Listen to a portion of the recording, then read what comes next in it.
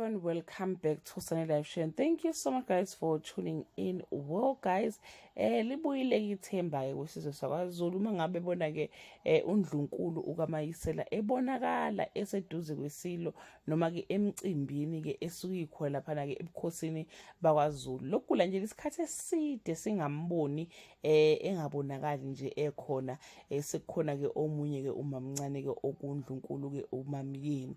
Ngizokhumbula guys ukuthi ke enyangeni eyidlule noma I think it was January la khona ke ubukhosi bakaZulu batrenda kakhulu la enkundleni zokuxhumana ngenxa ukuthi ke isilo ke sabhala ke sasho ukuthi cha sifaka isehlukaniso noNdlunkulu waso uqala uma ukaMayisela.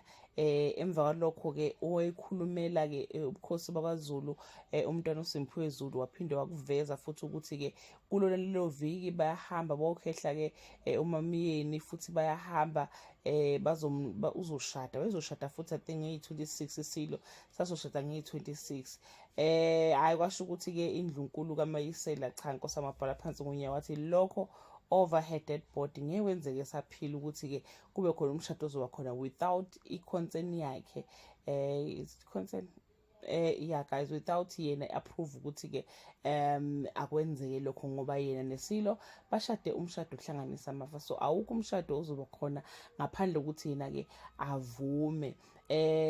So udaba labo lahamba laze lafika inkantolo guys, kodwa emva kwalokho isilo kwakhomba ukuthi siyahoxa lapha kuMamyeni kwathiwa simphuca ama security simphuca izinto kwayesiphithi xa singasazi basathandana bahlukene kwanama rumors amaningi nje guys, but ke at the end of the day siyambona ukaMayisela ukuthi cha ubuyile guys, noma singazi ukuthi ngo relationship yabo kuhamba kanjani, but sesiyambona manje lapha ke emcimbini yasebukhosini bakaZulu futhi ke kubonakala be right nje impela ngoba bayahleka nokuhleka, so kuyajabulisa ke lokho kakhulu. Ngiyacanga ukuthi ukhona ke umuntu owahlala phansi ke nesilo wasibonisa saboniseka ngoba nangu khona uNdlunkulu kaMayisela nabantwana bakhe futhi bakhona khona lapha yana futhi emcimbini, so nje sebebuyele bawumndeni kuhle siyajabula ngoba ukukhuluma kwethu bengeve ukuthi ngakho sifuna ukubona behlukene, cha besifuna ukuthi nje kubuyele kube sesimweni esi right kade sivele sikhona uyabo.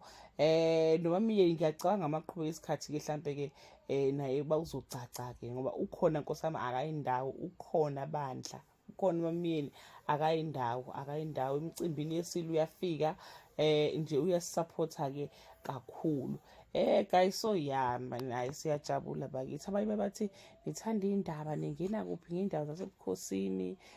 Guys hayibo thina siwuZulu, into eyenzeka kaZulu iyas affecta Nkosi yami ngoba phela uZulu uyisibuko sethu, so makukhona izinto ezonakalayo siyathukwa nathi ezinye zizothiwa hey amaZulu anjani njani, so siyadinga ukwazi sizothandaza makufika ikuthandazo sikhulekele ke isizwe sethu esakaZulu. That brings us to the end of this video. Do leave your comment below and share your opinion. Bye.